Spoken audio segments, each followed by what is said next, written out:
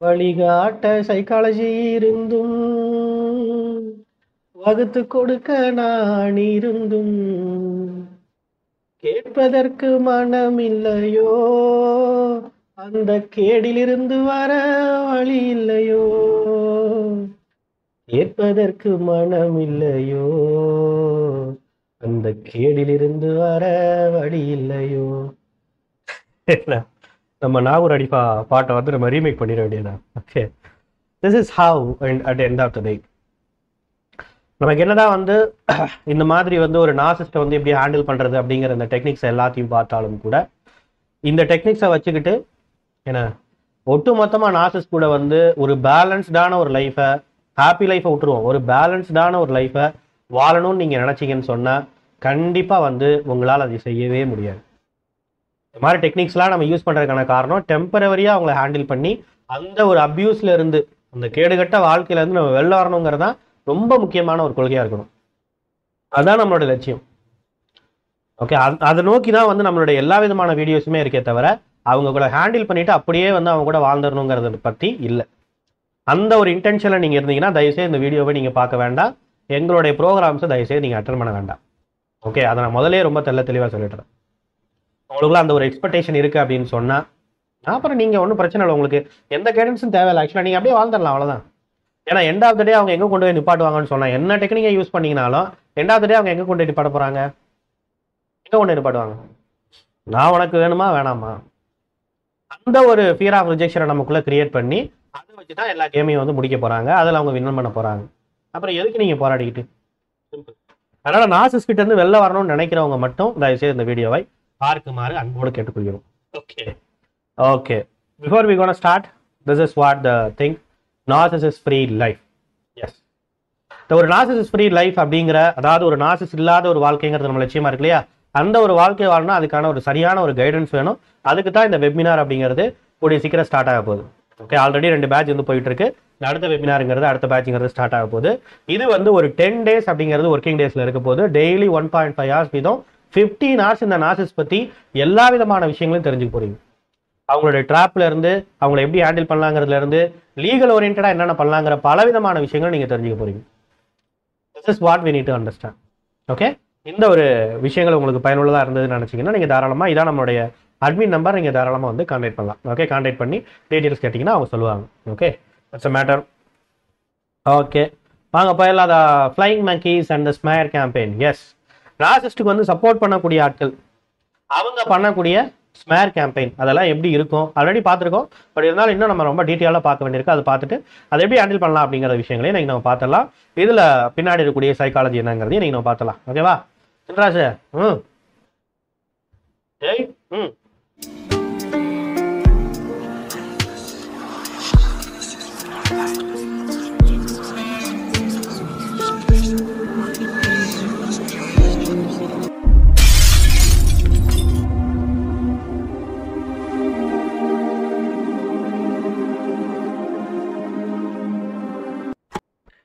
Welcome to the Human Expert Tamil. I am your Rajkumar Pandian, psychologist. வாங்க பார்த்துருவோம். Yes, the flying monkeys. Who is the flying monkeys? நார்சிஸ்டுக்கு ஒரு ஆபத்துன்னு உடனே திடுதிடுன்ட்டு பறந்து வரக்கூடிய மங்கீஸை தான் வந்து நம்ம flying monkeys, which we are calling the enablers of narcissist. நார்சிஸ்ட்னால மண்டை கழுவப்பட்ட, பிரெயின் வாஷ் பண்ணப்பட்ட, அந்த மேனிப்புலேஷனுக்குள்ள தானே அந்த மேனிப்புலேஷனை விரும்பி ஏற்றுக்கிட்டு ஏதோ ஒரு பெனிஃபிட்டுக்காக நார்சிஸ்ட் கூட ஒட்டி இருக்கக்கூடிய ஆட்களை தான் நம்ம ஃப்ளைங் மங்கீஸ் நம்ம சொல்கிறோம். Okay, and what they will do, they will also create the smear campaign. அவங்க பண்ணுற மிகப்பெரிய பிரச்சனை என்னன்னா, அவங்க நம்மளை அடிக்க மாட்டாங்க, நம்மளை திட்ட மாட்டாங்க, நம்மளை பேச மாட்டாங்க, எதுவுமே பண்ண மாட்டாங்க. ஆனால் அவங்க செய்கிற மிகப்பெரிய விஷயம்னா ஸ்மேர் கேம்பெயின். நம்மை பற்றி இந்த சொசைட்டியில் நமக்கு தெரிஞ்ச ஆட்கள்கிட்ட இருந்து தெரியாத ஆட்கள் வரைக்கும், இனிமேல் உள்ளே வரப்போகக்கூடிய ஆட்கள் வரைக்கும் எல்லாத்துக்கிட்டையும் நம்மை பற்றி தவறாக பேசுறது, பலவிதமான விஷயத்த ட்விஸ்ட் பண்ணி திரித்து கூறுவது, ஏன்னா அந்த விஷயங்களை அதுக்கு செய்யுங்க. அதுல வேற என்னென்ன விஷயங்கள் அதுக்கு செய்யுங்கிறதையும் அதுல எப்படி ஹேண்டில் பண்ணலாங்கிறதையும் பார்த்துடலாம். த நார்சிசிஸ்ட் சோசியல் ஆர்மி. இதுக்கு ஒரு ஆர்மி. நீயே ஒரு பேஷண்ட், உனக்கு ஒரு பேஷண்டா? ரைட். ஆக்சுவலாக சைக்காலஜி ஓரியன்டா வந்து இந்த பேஷண்ட்லாம் வந்து சில பேர்லாம் நீங்கள் பார்த்தீங்கன்னா ஆன்சைட்டி ஓரியன்டா, ஓசிடி ஓரியன்டா, இந்த மாதிரி ஆட்கள்லாம் பார்த்தீங்கன்னா ஸ்கிசோஃபீனியா, இந்த மாதிரி கூடிய பேஷண்ட்லாம் பார்த்தீங்கன்னா நமக்கு மிகப்பெரிய அளவில் ஒரு கருணை வரும். சார் 1000 தான் இருந்தாலும் அவர் ஒரு மனநோயாளிகள், அவங்க பாவம் சைக்காட்ரிக் பேஷண்ட் இல்லையா, அவங்கள நம்ம ரொம்ப ஹம்பிளாக நடத்தணும்னு ஆட்டோமேட்டிக்காக அவங்க மேலே ஈவன் நல்ல கேர் வரும், நல்ல ஒரு பாசமாகவும் இருக்க முடியும். ஆனால் நார்சிஸ் மாதிரியான ஆட்கள் அப்படிப்பட்ட கேட்டகரியை சார்ந்தவங்க இல்லை. அவங்க இந்த சோசியோபேத், சைக்கோபேத், ஏன்னா ஆன்டி சோசியல் பர்சனாலிட்டி, இவர்களெல்லாம் பார்த்தா கண்டிப்பாக யாருக்குமே, இயல்பான மனுஷங்க யாருக்குமே வந்து அவங்க பார்த்து கருணை வராது. உங்களுக்கு ஏதாவது கருணை வந்துச்சுன்னா அதுக்கு பேர் கருணை இல்லை, அது வந்து ஒரு டிபெண்டன்சிங்கிறது தெரிஞ்சுங்க. ஓகே, அது ரொம்ப முக்கியமானது. Yeah, the nature of manipulation is what they do. Third party recruitment. இந்த நார்சிஸ்ட் என்ன செய்வாங்க அப்படின்னா, இந்த மாதிரி தேர்ட் பார்ட்டியை வந்து ஒரு பெரிய ரெக்ரூட்மெண்ட் ப்ராசஸே அவங்க நடத்துவாங்க. இன்டர்வியூ எடுத்து ரெக்ரூட் பண்ற மாதிரி வந்து ஒரு ப்ராசஸ். அது எப்படி செய்யும்னா, அப்படியே ஒரு போக்கில் வந்து எல்லாத்துக்கிட்டே அப்படியே சந்தோஷமா ஜாலியாக பேசுறாங்கல்ல, எல்லா ஃபங்க்ஷன்லையும் தான் தான் முக்கியமான ஒரு ஆள் அப்படின்னு ஒரு ரொம்ப செல்ஃப் சென்ட்ரிக்காக நடந்துக்குவாங்க இல்லையா நார்சிஸ்ட். அப்படி நடந்துக்கும் போது இவங்களை இம்ப்ரெசிவ் ஆகி வரக்கூடிய ஆட்கள் கிட்ட பலவிதமான ஃபேக் ப்ராமிஸை அள்ளி விடுவாங்க. அப்படியா, இதுவா, இதை செஞ்சிருவோம், அதை செஞ்சிருவோம், அப்படி பண்ணிடுவோம், இப்படி பண்ணிடுவோன்ட்டு பலவிதமான ஒரு ஃபியூச்சர் ஓரியன்டா வந்து உனக்கு நான் எல்லாத்தையும் பார்த்துக்கிறேன், அவ்வளோதான், நீ ஒன்றும் கவலையப்பட தேவையில்லை, நான் வந்துட்டேன்ல, ஆபத் பாண்டவன், ஆபத் பாண்டவி, எதை வேணாலும் சொல்லலாம், அந்த வந்துட்டேன்ல, அப்புறம் என்ன, நீ ஒன்றுமே கவலைப்படாத, நான் எல்லாத்தையும் பார்த்துக்கிறேன் அப்படின்ட்டு அவர்களுக்கு பலவிதமான ஆஃபர்களை பிகினிங் ஸ்டேஜ்லேயே அவங்க நம்ப முடியாத அளவுக்கு சில விஷயங்களை செய்யவும் செய்வாங்க. அப்படி செஞ்ச உடனே அவங்க வந்து பயங்கரமாக அடிக்ட் ஆயிடுறாங்க. அவங்க கொஞ்சம் கொஞ்சமா ஒரு எமோஷனல் ஓரியன்டான ஒரு ட்ராப்ல மாட்டிடுறாங்க, ஒரு கிராட்டிடியூட் ட்ராப்ல மாட்டிடுறாங்க. சில நல்லவர்களும் கூட அவங்க உண்மையில நல்லவங்களா தான் இருப்பாங்க, பட் இவங்க கிட்ட வந்து இந்த மாதிரிலாம் விஷயங்களை வந்து பெனிஃபிட்டை வந்து கஷ்டப்படுற நேரத்தில் அவங்க செஞ்சுட்டாங்களேங்கிறதுக்காக இவங்க சைடில் போய் நிற்கக்கூடிய கர்ணனா மாறிடுவாங்க. ஏன்னா துரியோதன் பக்கத்தில் போய் அந்த கெட்டவன் பக்கத்தில் எப்படி போய் கர்ணன் நின்னானோ அந்த மாதிரி சில நல்லவர்களும் இவங்களுக்கு சப்போர்ட்டிவாக மாறிடுவாங்க. அதுதான் இருக்கிறதுலே பிரச்சனை. இந்த மாதிரி ஆளுகளை வச்சுக்கிட்டு என்ன பண்றதுன்னே தெரியாத அளவுக்கு இருக்கும். இதுல முக்கியமா நம்மளுடைய ரிலேட்டிவ்ஸும் அடங்கும். நம்ம ரிலேட்டிவ்ஸும் ஈவன் நம்மளுடைய அப்பாவோ அம்மாவோ கூட வந்து இவங்களால மேனிபுலேட் பண்ணப்பட்டிருக்கலாம். ஜாம்பி கூட்டங்கள் மாதிரி வந்துருங்க. Okay, this is what false victim narrative. இவர்கள் என்ன செய்யறாங்க அப்படின்னு சொன்னா, முக்கியமா கொஞ்சம் கொஞ்சமா நார்சிஸ்ட் பத்தியான ஒரு ஃபால்ஸ் விக்டிமை வந்து விக்டிம் நரேட்டிவ்ஸை வந்து அவங்க செட் பண்றாங்க. நார்சிஸ்ட் எப்படிப்பட்டவங்க தெரியுமா, அதான் அவங்களுடைய ஸ்பவுஸ், ஏன்னா அவங்க எப்படிப்பட்டவங்க தெரியுமா, எவ்வளவு கஷ்டப்பட்டு இருக்காங்க தெரியுமா, இந்த குடும்பத்துக்காக எவ்வளவு உழைக்கிறாங்க தெரியுமா, வெளியில எவ்வளவு நல்ல பேர் வாங்கி வச்சிருக்காங்க தெரியுமா, குழந்தைகளை எப்படி பாத்துக்கிறாங்க தெரியுமா, குழந்தைகளுக்கு எல்லாம் கஷ்டப்பட்டு இவ்வளவு விஷயங்களை செஞ்சு கொடுக்கறது யாரு. ஏன்னா ஆல்ரெடி வந்து நார்சிஸ்ட் எப்படி இருப்பாங்க, எது செஞ்சாலும் ஒரு ஒரு சம்மந்தமே இல்லாத ஒரு கல்யாணம், உங்க வீடு சைட்ல ஒரு கல்யாணம் நடந்தாலும் அது என்னாலதான் நடந்துச்சுன்னு சொல்லிட்டு சம்மந்தமே இல்லாத ஒரு லாஜிக்கே இல்லாத ஒரு கிரெடிட்ஸ்க்கு அலையக்கூடிய ஆட்கள் தான் இவங்க. இப்படிப்பட்டவங்களை வந்து அப்படியே கேம்பெயின் பண்ணி அப்படி பெரிய ஆளா காட்டக்கூடியவங்க தான் இந்த ஃப்ளைங் மங்கீஸ். இவங்க அப்படியே வந்து ஒரு ஒரு ஃபால்ஸ் விக்டிம் வந்து ஒரு நரேட்டிவ் வந்து அவர்கள் செட் செய்வாங்க அப்படிங்கிறது இங்கே முக்கியம். And second one, the image management tactics. கொஞ்சம் கொஞ்சமா நார்சிஸ்ட் வந்து இந்த ஃப்ளைங் மங்கீஸை வச்சு ஒரு பெரிய இமேஜை வந்து அப்படியே கட்டமைப்பாங்க, ஒரு சோசியல் இமேஜ். நான் எப்படி ஒரு நல்லவள் பார், நான் எப்படி ஒரு நல்லவன் பாரு, நான் ஒரு வேளை கெட்டவனா இருந்தா இவங்க கண்ணுக்கு ஏன் நான் கெட்டவனா தெரியல, ஏன் உன் கண்ணுக்கு மட்டும் நான் கெட்டவனா தெரிகிறேன், ஏன் ஒன்ன சார்ந்தவங்க மட்டும் என்னை பிளேம் பண்றாங்க, ஏன் இவங்கெல்லாம் என்னை பிளேம் பண்ணல, what is the reason behind there, இப்படின்னு ஏதோ பெரிய லாஜிக்கலா வந்து இவங்க கன்ஃபர்ம் பண்ற மாதிரி கேட்பாங்க. நம்ம ஒரு மாதிரி அதுல ஸ்டன் ஆயிடுவோம். ஆமா இல்ல, கரெக்ட் தானே அப்படி நம்ம யோசிப்போம். சில இடங்கள்ல அது சரின்னு கூட நமக்கு தோணும். அங்கதான் நம்ம விழுகிற இடம், அங்கதான் ட்ராப். அந்த ட்ராப் தான் இது, அந்த ட்ராப்புக்காக தான் இதெல்லாம். Okay, so they will set the image of like அவங்க ரொம்ப வல்னரபிளான ஆட்கள், நல்லவர்கள், வல்லவர்கள் அப்படின்னு சொல்லிட்டு இந்த நார்சிஸ்ட் வந்து செட் பண்ணக்கூடிய ஆட்கள். And the psychological triangulation. எப்பயுமே வந்து இந்த நார்சிஸ்டுக்கு வந்து நம்மளை வந்து அபியூஸ் பண்ணணும்னு சொன்னா, ரொம்ப ஈஸியான வழியில் அபியூஸ் பண்ணணும்னு சொன்னா, நம்ம அவங்க வந்து எஃபோர்ட் எடுக்கிறது கம்மியா இருக்கணும், ஆனா நமக்கு பெயின் ஜாஸ்தியா இருக்கணும். அப்படிப்பட்டதுல ஒரு ஈஸியான ஒரு வழிங்கிறது அந்த ட்ரையாங்குலேஷன்.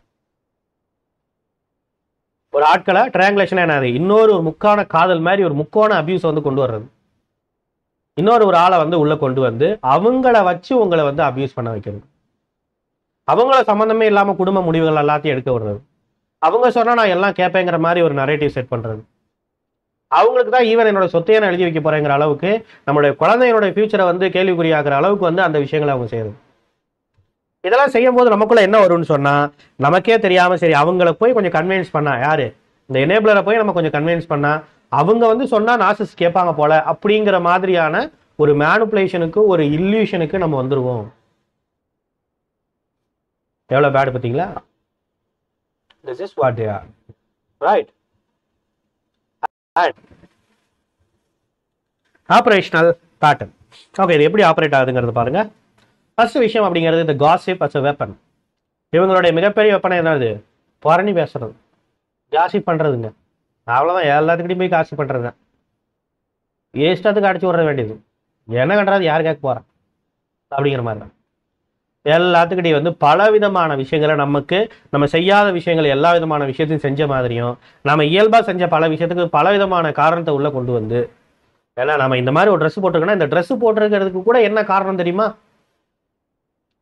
ஃபங்க்ஷனுக்கு புது ட்ரெஸ் எடுத்துட்டு வந்து போட்டிருக்காங்க அப்படின்னா என்ன காரணம்? போன ஃபங்க்ஷனுக்கு யார் புது ட்ரெஸ் எடுத்து போட்டு வந்தா? அவங்களுக்கு இவங்களுக்கும் காம்படிஷன். சம்மந்தமே இல்லாத ஆட்களை கோர்த்து விட்டு அப்படி புது புது எதிரிகளை நமக்கு உருவாக்குவாங்க. அப்படி புது புது எதிரிகளை உருவாக்கி அது மூலமா அவர்களுக்கு புது புது நண்பர்களை சேமிச்சுப்பாங்க. அவங்கள வச்சுக்கிட்டு ஒரு பெரிய சோசியல் ஆர்மி கிரியேட் பண்ணி நமக்கு முன்னாடி ஒரு மிகப்பெரிய ஒரு ஒரு பெரிய வாளை வந்து கிரியேட் பண்ணுவாங்க. பெரிய கேங் வந்து கிரியேட் பண்ணிடுவாங்க. பெரிய கேங்ஸ்டர்ஸ் ஆகும். Selective information leaks. இது எப்படி செலக்டிவ் இன்ஃபர்மேஷன் லீக். இந்த நார்சிஸ்ட் என்ன செய்வாங்கன்னு சொன்னா, ஒரு விஷயம் நடந்ததுன்னா அந்த விஷயத்தை அப்படியே மற்றவங்க கிட்ட சொன்னா இதுல யார் நல்லவங்க யார் கெட்டவங்கன்னு கண்டுபிடிக்க முடியும் ரொம்ப ஈஸியா எல்லாத்தாலையும். ஆனா நார்சிஸ்ட் என்ன செய்ய மாட்டாங்க, அவங்க செய்யக்கூடிய தவறுகளை அப்படியே மறைச்சிட்டு, நம்ம ஏதோ ஒண்ணு வந்து இவங்க பேசினதுக்கு நம்ம வந்து ரீப்ளே கொடுத்துருப்போம், அந்த ரீப்ளேவை மட்டும் எடுத்துக்கிட்டு அதை வச்சுட்டு என்ன பண்ணிடுவாங்கன்னா ஃப்ளைங் மங்கீஸ்ட்டை வந்து பரப்பி விட்டுருவாங்க. இந்த ஃப்ளைங் மங்கீஸ் அதை வச்சுக்கிட்டே ஒரு பலவிதமான நரேட்டிவ் வந்து செட் பண்ணி நமக்கு எதிராக இந்த சொசைட்டியை வந்து திருப்புவாங்க. சில இடங்கள்ல போலீஸே கன்ஃபியூஸ் ஆவாங்க. 10 பேர் வந்து நார்சிஸ்க்கு சப்போர்ட் பண்ணி நமக்கு சப்போர்ட் பண்ண 2 பேர் தான் உடனே இந்த போலீஸ்காரங்க என்ன செய்வாங்க, என்னப்பா அப்போ வெயிட்டிங் தான் அதிகமாக இருக்கும் போல தெரியுது, ஒருவேளை இவங்க சொல்றது பொய்யா இருக்கலாம் அப்படின்னு நம்மளே வந்து சந்தேகப்படுற அளவுக்கு நம்ம இந்த ஒரு ஆர்கனைஸ்டு இன்ஸ்டியூட்டே வந்து நம்ம மேல நமக்கு எதிராக வந்து அவங்க திருப்புறதுக்கு முயற்சி பண்ணலாம். அதுதான் வந்து இந்த செலக்டிவ் இன்ஃபர்மேஷனை மட்டும் லீக் பண்றது. எந்த இன்ஃபர்மேஷன் அப்படிங்கிறது நமக்கு மிகப்பெரிய அளவில் ஒரு வீக்னஸா மாறுமோ அந்த இன்ஃபர்மேஷனை எக்ஸாக்டா லீக் பண்றது. நாமளும் ஸ்பவுஸ் தானே நம்ம கூட சேர்ந்து வாழ போகுதுன்னு பல விஷயங்களை சொல்லி வைப்போம். ஆனா லேட்டர் தான் நமக்கு தெரிய வரும் அது எல்லாம் நமக்கு வைக்கிற டைம் ஆகும். பரவாயில்ல, ஒன்றும் தப்பு இல்லை, சரி பண்ணிடலாம், கவலைப்படாது. Morality reversal, this is what the DARVO technique. இந்த டார்வோ டெக்னிக் பற்றி அடுத்தடுத்து நம்ம பேச போகிறோம். அதுதான் வந்து ரொம்ப முக்கியமான ஒரு விஷயம். ஃபர்ஸ்ட் விஷயம் என்ன டார்வோ டெக்னிக்ல? D for deny. ஒட்டுமொத்தமா நான் வந்து ஒரு விஷயம் நடந்துச்சுன்னா அந்த விஷயத்த நான் செய்யவே இல்லை, அப்படி ஒரு நடக்கவே இல்லைன்னு டினை பண்ணு. ரெண்டாவது அபியூஸ். நீ தேவையில்லாம என் மேல பிளேம் பண்றேன்னு சொல்லிட்டு அந்த அபியூஸ் அட்டாக் பண்ண அவங்கள அபியூஸ் பண்ணு. அடுத்து என்ன? Reverse the victim, reversal of victim. நீ விக்டிம் கிடையாது அந்த விஷயத்துல. பாரு, இந்த மாதிரி உன்னை வந்து கட்டிக்கிட்டு இந்த மாதிரி பலவிதமான பொய்கள் எல்லாத்தையும் வந்து நான் வந்து உட்காந்து இது பண்ணிட்டு இருக்கேன் பாரு, நான் தான் விக்டிம் அப்படின்னு சொல்லிட்டு அப்படியே விக்டிமை நம்ம மேல எடுத்துக்கிட்டு நீ தான் ஒரு அபியூசர்னு சொல்லிட்டு உங்களை வந்து கேஸ் லைட்டிங் பண்றது. This is what the reversal. This kind of things. This is what we call the Darvo technique. It is very famous manipulation techniques. So இப்படிப்பட்ட ஒரு மொராலிட்டி அப்படியே ரிவர்ஸ் பண்ணி வச்சிடுறது. மொராலிட்டினா என்ன? அவர்கள் மிகப்பெரிய நல்லவர்கள், நாம தான் எல்லா விதமான கெட்டதும் செஞ்சு கெட்டவர்கள் அப்படின்னு ஒட்டுமொத்தமா வந்து மாத்தி விட்டுறது. This is what loyalty conditioning cycle. அடுத்த கட்டத்தில் என்ன யோசிக்கிறது? இப்படிப்பட்ட அந்த மொராலிட்டி எல்லாத்தையும் செட் பண்ணிட்டு இப்போ அவங்க நல்லவங்க, அவங்க பேச்சை கேட்டாதான் நீங்க நல்லவங்க. அவங்க தான் நல்லவங்களா இருக்கிறாங்களே, அவங்க தான் எல்லாத்துலயும் சரியா இருக்கிறாங்களே, நீங்க வந்து கேட்காம இருக்கிறீங்க. அப்ப நீங்க வந்து ஈகோயிஸ்டிக்கா இருக்கிறீங்க, நீங்க திமிரு பிடிச்சி ஆடுறீங்க. ஏன்னா உங்களுக்கு வாழ்றதுக்கு விருப்பம் இல்லை, நீங்க ஏதோ ஒரு காரணம் தேடிக்கிட்டு இருக்கீங்க வெளியில வர்றதுக்கு. எல்லாமே உங்க மேல தப்பு, உங்களுக்கு இன்ட்ரெஸ்ட் இல்லை, நீங்க அபியூஸ் பண்றீங்க. நீங்களே நார்சிஸ்டாக இருக்கலாம், அதனால அந்த வீடியோ எல்லாம் பாக்குறீங்க. அப்படின்னு நம்மளை மிகப்பெரிய ஒரு குழப்பத்துக்குள்ள உண்டாக்கி அதை ஒரு சைக்கிள் மாதிரி ஃப்ரேம் பண்றது. திருப்பி திருப்பி இந்த விஷயத்தை வச்சு நம்மளை வந்து அடிக்கிறது. Got it? This is what the loyalty conditioning cycle. அப்போ ஒரு கண்டிஷனுக்குள்ள நம்மளை கொண்டு வராங்க. என்னன்னா அவங்க சொல்றதை கேட்கறது தான் ஒரே வழி. இந்த ஃப்ளைங் மங்கீஸ் எல்லாத்தையும் வச்சு அந்த ஒரு இம்ப்ரெஷனுக்குள்ள தான் அதை கொண்டு வராங்க. Right? Then what? Impact on life and emotions. எப்படி இது நம்மளோட எமோஷன்ஸையும் நம்மளோட லைஃப்லையும் எந்த மாதிரி இம்பாக்ட் ஏற்படுத்துது? ஃபர்ஸ்ட் விஷயம் சோசியல் ஐசோலேஷன். எங்கேயுமே நம்மளால போக முடியாது. அடுத்து இந்த மாதிரி ஆட்கள் எல்லா இடங்களையும் இருக்கிறனால ஃபங்க்ஷன் போனால் வந்துடுவாங்கனால ஃபங்க்ஷன் நம்ம போகணும்னே நமக்கு தோணாது. நமக்கு அடுத்த நாள் ஃபங்க்ஷன் உடனே இதுகளுடைய நினப்பு தான் நமக்கு ஞாபகம் வரும். முதல்ல இது என்ன பண்ண போகுதுகளோ, இந்த ஸ்பௌஸ் என்ன சொல்லி வச்சிருக்குமோ, அதுக்கு என்ன ரெடி பண்ணி வச்சிருக்குமோ, எந்த ஸ்கிரிப்ட் பேப்பரை ஓட்ட போறாங்கன்னு தெரியலையே, நாளைக்கு என்னென்ன ட்ராமா நடக்க போகுதுன்னு தெரியலையே. டெய்லி இவங்க கூட வந்து இது பண்ணுறதான ஒரு இதையே உட்காந்து ஃபேஸ் பண்ணுறதே நமக்கு ஒரு வேலையாக இருக்குன்னு சொல்லிட்டு நாமளே வாலண்டியராக ஃபங்க்ஷனை அவாய்ட் பண்ண ஆரம்பிப்போம். நாமளே நம்ம சோசியலை ஐசோலேட் பண்ணிக்க ஆரம்பிப்போம். நம்ம பக்கத்தில் கூடிய சப்போர்ட்டுங்கிறது ஏற்கனவே ரொம்ப கம்மி தான்.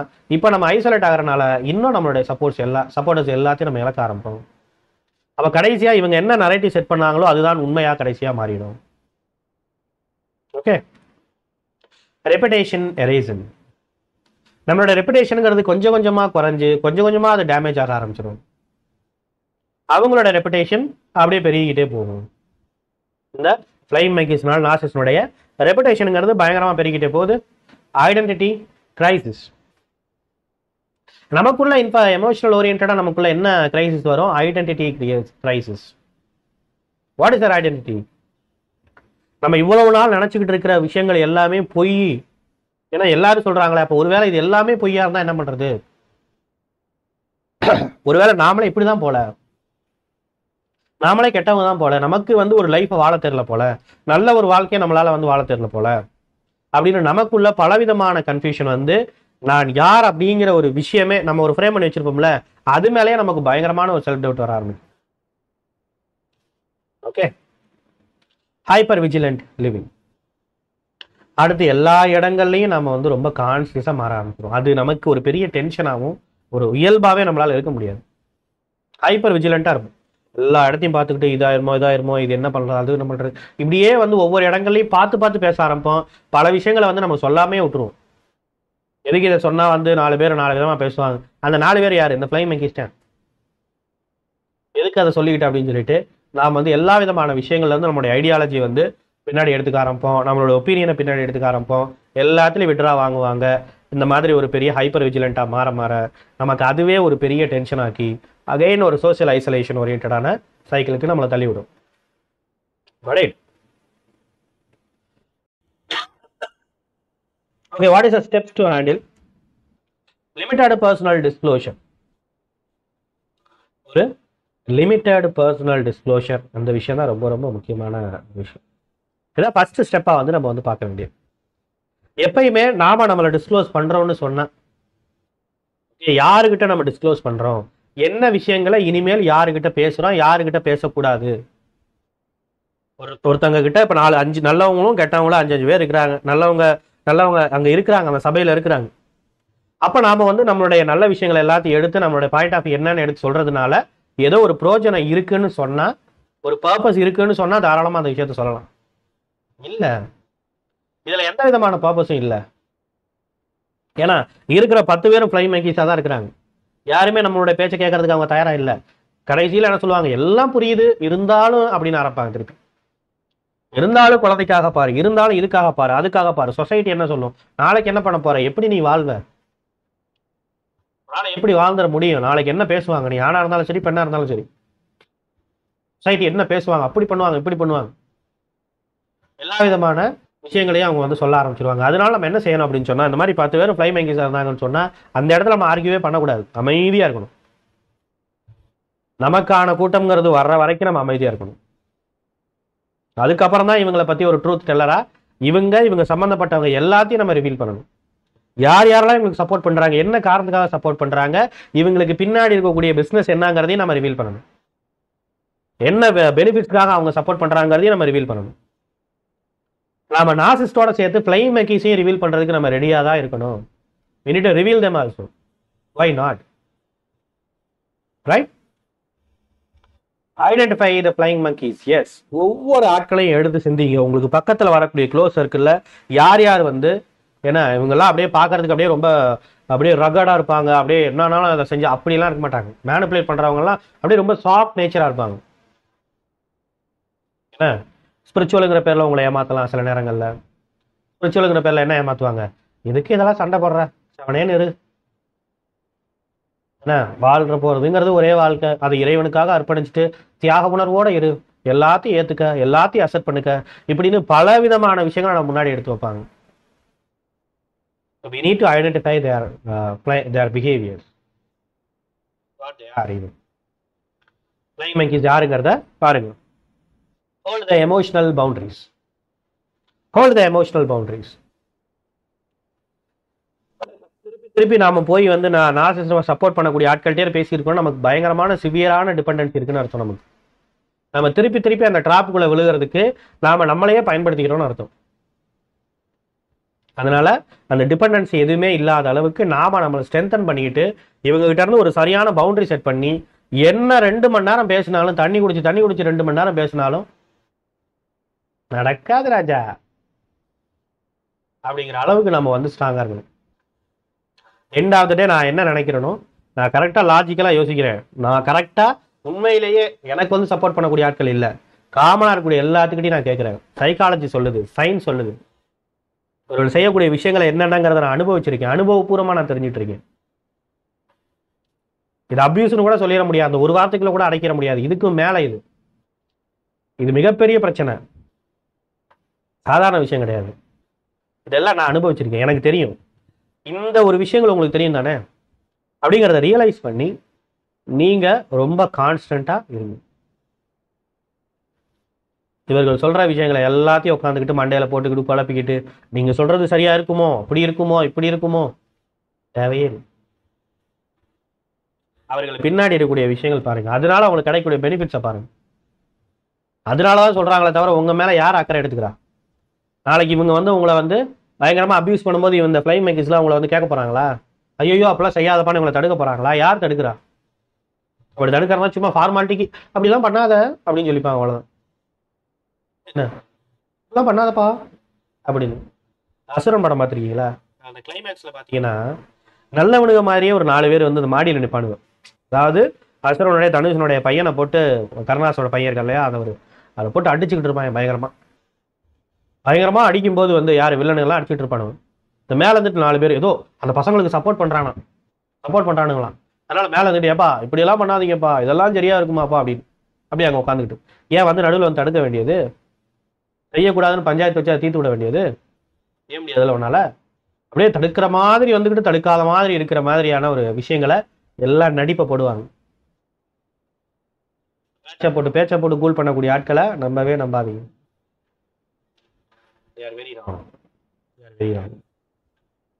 உங்களுடைய அறிவுக்கு தெரியும், உங்களுடைய emotion, deep of your emotions, அதுக்கு தெரியும் எது சரி எது தப்புங்க. அதை வச்சு யோசிங்க. Very important. Neutral evidence, exactly. எல்லா விதமான எவிடன்ஸையும் கலெக்ட் பண்ணுங்க. சொன்ன மாதிரி இவங்களை எக்ஸ்போஸ் பண்றதுதான் ஒரே வழி, வேற வழி இல்லை. இவங்களுக்கு இருந்து வெளில வரணும், இந்த ஒரு விலங்கை வந்து உடைக்கிறதுக்கு ஒரே வழிதான். Okay, healing pathways detached from the public perception.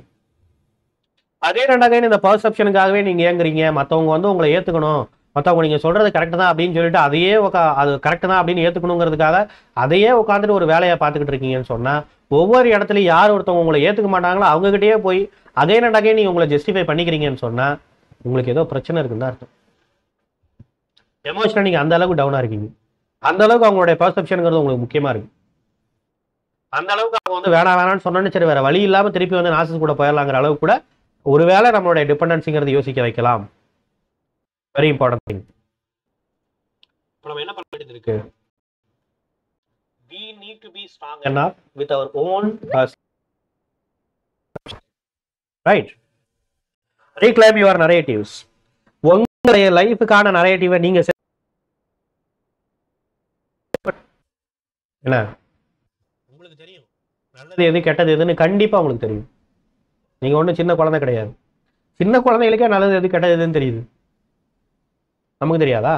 கண்டிப்பா தெரியும். அதை நம்புங்க, உங்களோட இன்ட்யூஷனை நம்புங்க. நீங்க அந்த இன்ட்யூஷன் எங்க இருந்து வந்திருக்கு? இந்த மாதிரி பல விதமான அபியூஸை நேருக்கு நேரா பார்த்ததுல இருந்து வந்திருக்கு. ஏன்னா சும்மா ஒண்ணும் கிடையாதுல்ல.